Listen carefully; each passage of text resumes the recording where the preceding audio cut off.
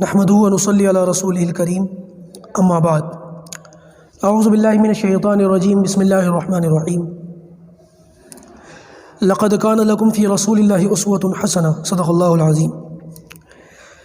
اللہم صلی علی محمد وعلی آل محمد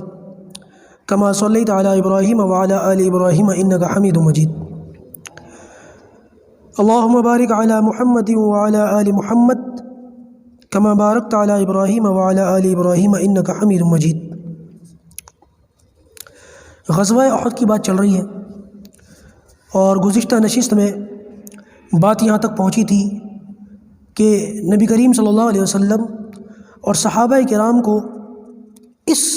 میدان کے اندر ایک طرح سے فتح کے آثار نظر آنے شروع ہو گئے تھے، اور صحابہ کرام کا وہ 50 لوگوں کا دستہ جو تیر انداز تھے ان کو نبی کریم صلی اللہ علیہ وسلم نے ایک پہاڑی کے اوپر مقرر فرمایا تھا، اور آپ نے ان کو بار بار تاکید فرمائی تھی کہ یہاں سے نہ اترنا، لیکن کفار کو بھاگتا ہوا دیکھ کر اور مسلمانوں کو مال غنیمت لوٹتے ہوئے دیکھ کر وہ لوگ جلد بازی میں نیچے اتر آئے، جس کے نتیجے میں خالد بن ولید نے اس جگہ کو دیکھ کر وہاں پر اپنے کچھ لوگوں کو بٹھا دیا۔ عبداللہ بن جبیر ان کے کچھ 9-10 ساتھی جو وہاں پر اوپر موجود تھے ان سب کو شہید کر دیا، اور جہاں سے مسلمان تیر اندازی کر رہے تھے وہاں سے خالد بن ولید نے تیروں کی بوچھار شروع کر دی۔ بات یہاں تک پہنچی تھی، آج انشاءاللہ اس سے آگے کی بات شروع کرتے ہیں۔ دیکھیے اس کے نتیجے میں ایک تو یہ ہوا کہ اوپر سے تیر آنے لگے، اور دوسرا مسلمانوں کے اوسان ایسے خطا ہو گئے کہ نبی کریم صلی اللہ علیہ وسلم کے شہید ہونے کی، قتل ہونے کی معاذ اللہ افواہ پھیل گئی، جس کے نتیجے میں جو رہی صحیح کسر مسلمانوں کے اندر بچی تھی، صحابہ کرام کے اندر بچی تھی، وہ بھی ختم ہو گئی، اور بالکل تیتر بٹیر کی طرح ان لوگوں کو جو ہے مشرکین مکہ نے پھر نوچ نوچ کے ایک طریقے سے کہا، یہ سمجھ لیجیے جیسے جانور اپنے شکار کو کھاتا ہے نا، ایسے صحابہ کرام کے اوپر بہت بری طریقے سے حالات بدل گئے، مسلمانوں کی صفیں ٹوٹ گئیں، حالات بکھر گئے، اور یہی نہیں پتا کہ کدھر جانا ہے، کوئی ادھر گیا، کوئی ادھر گیا، کوئی آگے گیا، کوئی پیچھے گیا، بس جس کا جدھر منہ پڑ رہا تھا صحابہ کرام ادھر جا رہے تھے، کیونکہ نبی کریم صلی اللہ علیہ وسلم کی شہادت کی خبر پھیلنے کے بعد صحابہ کے اندر کچھ بھی نہیں بچا تھا، کوئی معاملات ہی نہیں بچے تھے۔ لیکن نبی کریم صلی اللہ علیہ وسلم تو بہرحال شہید نہیں ہوئے تھے، آپ صلی اللہ علیہ وسلم ایک موقع پر ایک جگہ موجود تھے، کچھ صحابہ ایسے تھے جن کو اس گھمسان کے اندر نبی کریم صلی اللہ علیہ وسلم کی موجودگی کی خبر تھی، ان کو پتہ تھا کہ اللہ کے رسول ہیں،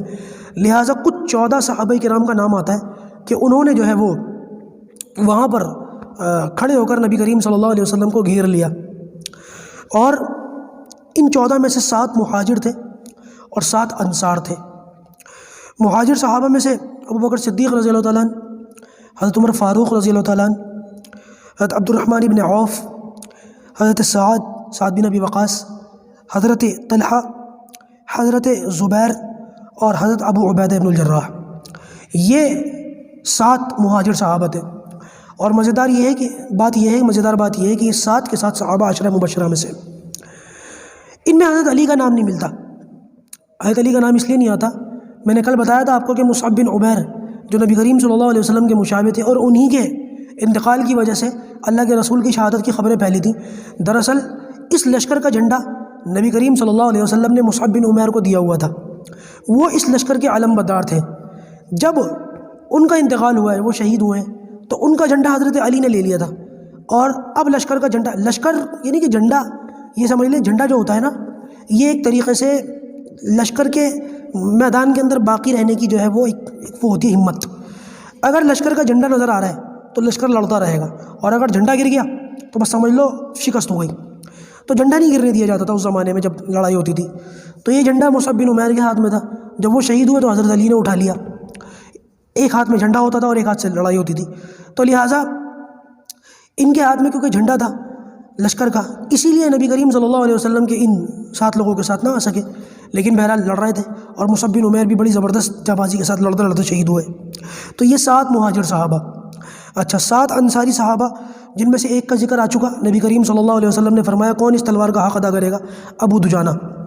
ان کے بارے میں آتا ہے کہ یہ اللہ کے رسول صلی اللہ علیہ وسلم کے کھڑے ہوئے تھے پاس۔ دوسرے آتے حباب بن منذر، یہ بھی اللہ کے رسول کے ساتھ تھے انصاری صحابہ میں سے۔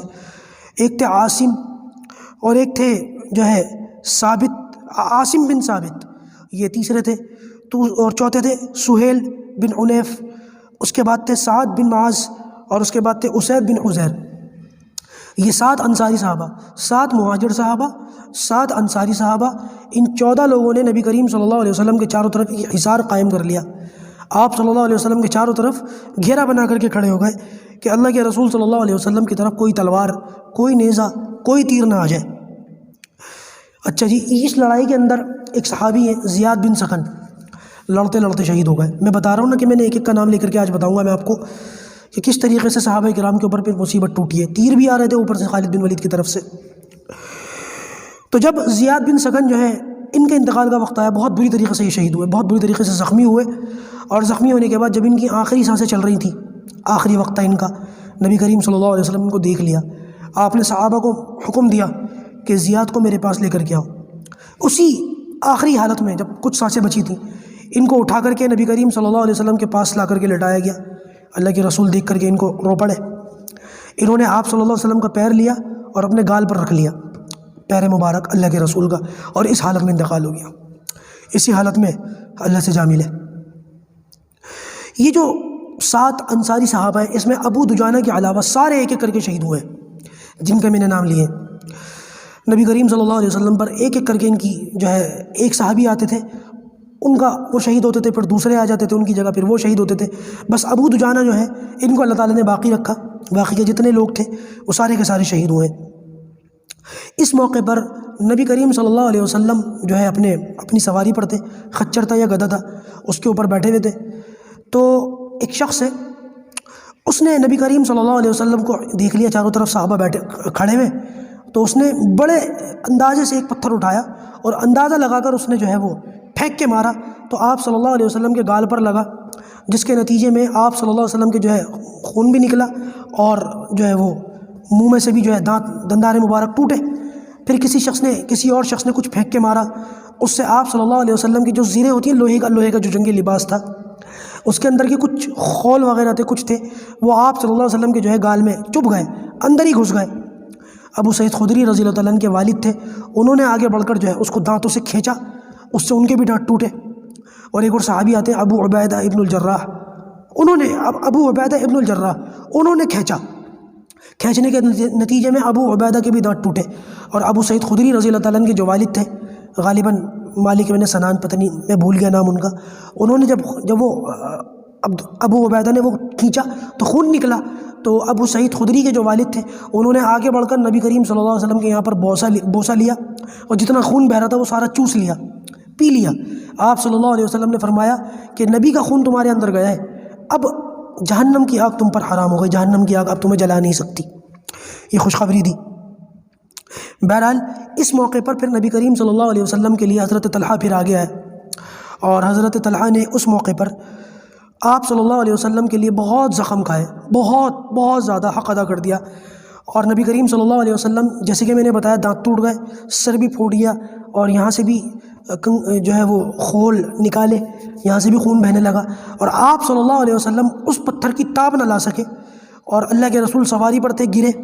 ابو عامر، جس کا میں نے کل ذکر کیا تھا، بڑا راہب اور متقی عالم سمجھا جاتا تھا، اس شخص نے صحابہ کرام کے لیے گڈھا کھود رکھا تھا۔ اس گڈھے میں نبی کریم صلی اللہ علیہ وسلم گرے تو وہ گردن پر لگا، اور گردن پر لگا تو آپ صلی اللہ علیہ وسلم بے ہوش ہو گئے۔ یہ وہ موقع تھا کہ مصعب بن عمیر بھی شہید ہوئے تھے اور اللہ کے رسول بھی بے ہوش ہوئے تھے، جس کے نتیجے میں اللہ کے رسول نہیں ملے۔ صحابہ کرام آواز لگا کے پوچھتے تھے، اللہ کے رسول کہاں ہیں، اللہ کے رسول کہاں ہیں؟ آپ تو بے ہوش ہو کے پڑے ہوئے تھے۔ تو لہٰذا یہ مشہور ہو گیا کہ آپ صلی اللہ علیہ وسلم جو ہے وہ معاذ اللہ شہید ہو گئے۔ یہاں سے پھر صحابہ کرام کا مورل ڈاؤن ہوا ہے۔ کچھ دیر کے بعد اللہ کے رسول کو ہوش آیا، بعض روایت کے اندر آتا ہے کہ آپ نے بد دعا فرمائی، اور وہاں سے پھر احد پہاڑ کی طرف اللہ کے رسول تشریف لے جانے لگے۔ تو 2 صحابی، حضرت طلحہ اور حضرت علی، ان دونوں نے آگے بڑھ کر نبی کریم صلی اللہ علیہ وسلم کو سہارا دیا۔ حضرت علی نے اپنے ہاتھوں سے سہارا دیا، اور اللہ کے رسول ایک جگہ پر چڑھنا چاہ رہے تھے لیکن زخمی ہو چکے تھے، تھکان بھی تھی، تو حضرت طلحہ نے کیا کیا، وہاں پر بیٹھ گئے، اور انہوں نے کہا، یا رسول اللہ میری کمر کے اوپر پیر رکھ کر آپ اوپر چڑھیں۔ نبی کریم صلی اللہ علیہ وسلم نے ان کے اوپر پیر رکھ کر کے اوپر عہد کے اوپر تشریف لے گئے۔ اس پر آپ نے فرمایا کہ طلحہ جنت تجھ پر واجب ہو گئی، طلحہ جنت تجھ پر واجب ہو گئی۔ اور کسی نے بعد میں پوچھا کہ طلحہ نے جو ہے عہد کے میدان میں کیا کیا، تو آپ صلی اللہ علیہ وسلم نے فرمایا کہ عہد کا دن تو سارا ہی طلحہ کا تھا، طلحہ کا دن تھا، وہ تو طلحہ نے سارا کام کر کے دکھایا اس دن اصل۔ تو یہ حضرت طلحہ رضی اللہ تعالیٰ عنہ کی بڑی فضیلت تھی۔ امی عائشہ فرماتی ہیں کہ بعد میں کسی صحابی نے فرمایا کہ ہم نے جب ان کا کرتا وغیرہ اٹھا کر کے دیکھا تو 39 کے قریب ان کے زخم تھے ان کے جسم پر، اتنے زخم انہوں نے اللہ کے رسول صلی اللہ علیہ وسلم کی محبت میں اپنے اوپر کھائے۔ اسی طریقے سے ابو عبیدہ کے بارے میں آتا ہے کہ جب نبی کریم صلی اللہ علیہ وسلم پر خالد بن ولید کی طرف سے تیر آ رہے تھے تو کہتے ہیں کہ میں آپ صلی اللہ علیہ وسلم کے آگے آ کر کے کھڑا ہو گیا، اور تیروں کی طرف میں نے اپنی کمر کر لی اور اللہ کے رسول کی طرف میں نے اپنا چہرہ کر لیا، اور جو بھی تیر آتا تھا میری کمر پر لگتا تھا، میری گردن پر لگتا تھا، اور میں اس تیر کے لگنے کی وجہ سے جو مجھے درد ہوتا تھا میرا دل چاہتا تھا کہ میں ہلوں، لیکن میں ہلتا نہیں تھا کیونکہ مجھے ڈر یہ لگتا تھا کہ اتنی دیر میں ہلوں گا اور کوئی نہ کوئی تیر اللہ کے رسول پر آ کر کے لگ جائے گا، تو لہٰذا کہتے ہیں کہ میں ہلتا نہیں تھا اس وجہ سے۔ اسی طریقے سے قتادہ بن نعمان کہتے ہیں کہ اللہ کے رسول صلی اللہ علیہ وسلم کے چہرے کی طرف جب کوئی تیر آتا تھا تو میں نے کیا کیا، میں نے اپنا چہرہ اللہ کے رسول کے چہرے کے آگے کر دیا اور میں خود اللہ کے رسول کے سامنے آ کر کے کھڑا ہو گیا، اور میرے کھڑے ہونے کا انداز یہ تھا۔ ابو عبیدہ تو اس طرح کھڑے ہوئے تھے کہ ان کا چہرہ اللہ کے رسول کی طرف تھا، کمر تیروں کی طرف تھی، کہتے کہ میں اس طریقے سے کھڑا ہوا کہ میری کمر اللہ کے رسول کی طرف تھی اور چہرہ تیروں کی طرف تھا، کہ ایک تیر آ کر کے میری آنکھ میں اس طریقے سے لگا کہ میری آنکھ ڈھلک گئی، آنکھ جو ہوتی ہے وہ نکل کر باہر آ گئی اور میرے ہاتھ میں آ گئی۔ کہتے ہیں کہ میں وہ آنکھ لے کر کے نبی کریم صلی اللہ علیہ وسلم کے پاس گیا، آپ نے مجھے اس حالت میں دیکھا تو آپ رو پڑے، اور اس کے بعد آپ نے مجھ سے فرمایا کہ قتادہ اگر تم چاہو تو اسی حالت میں رہو اور میں تمہارے لیے جنت کی دعا کرتا ہوں، تم اس پر صبر کرو اور تمہیں آخرت میں جنت مل جائے گی،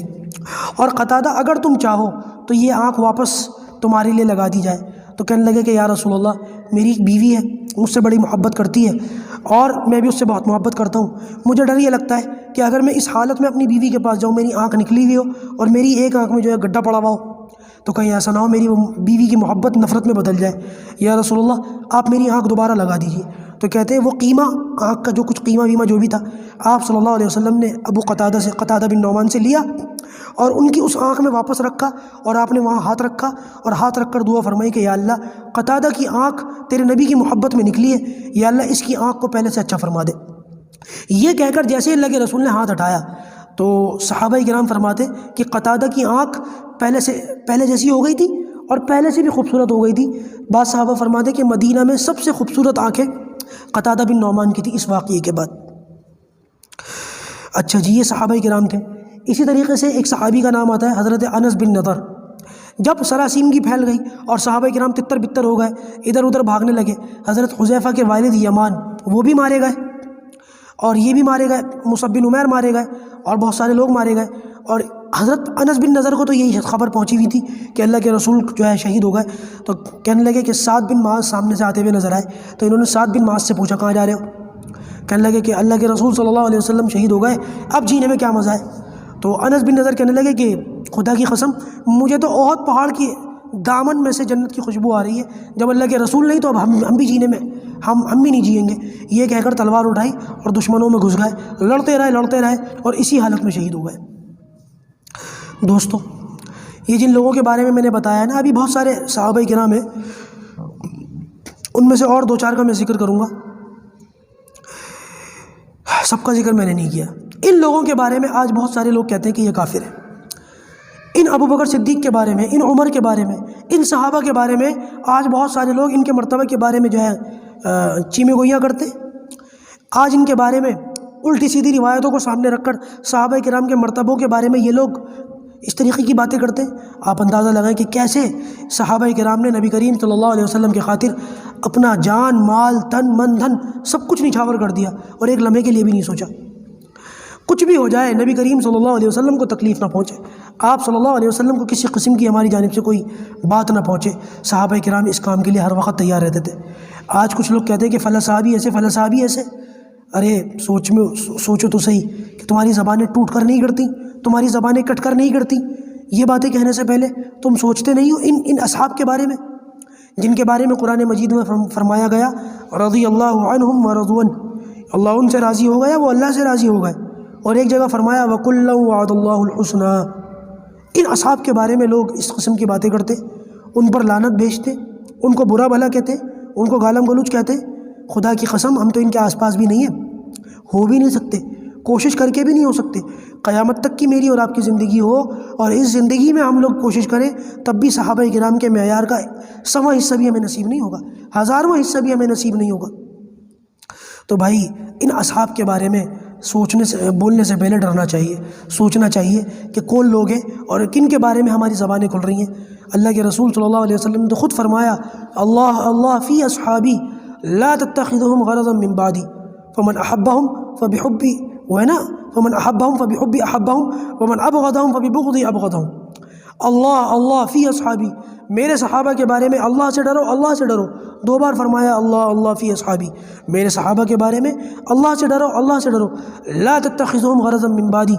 میرے بعد ان کو تم لوگ جو ہے چیمے گوئیوں کا ملامت کا نشان مت بنا لینا اور میرے بعد ان کو برا بھلا کہنا شروع مت کر دینا۔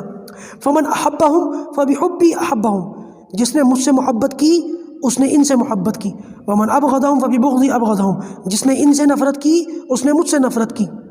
یعنی کہ اللہ کے رسول یہ فرمانا چاہ رہے ہیں کہ جو مجھ سے محبت کرتا ہے وہ ان سے محبت کا اظہار کر کے مجھ سے محبت کرتا ہے، اور جو صحابہ کرام سے نفرت کرتا ہے وہ حقیقت میں ایسا ہے کہ وہ مجھ سے نفرت کرتا ہے۔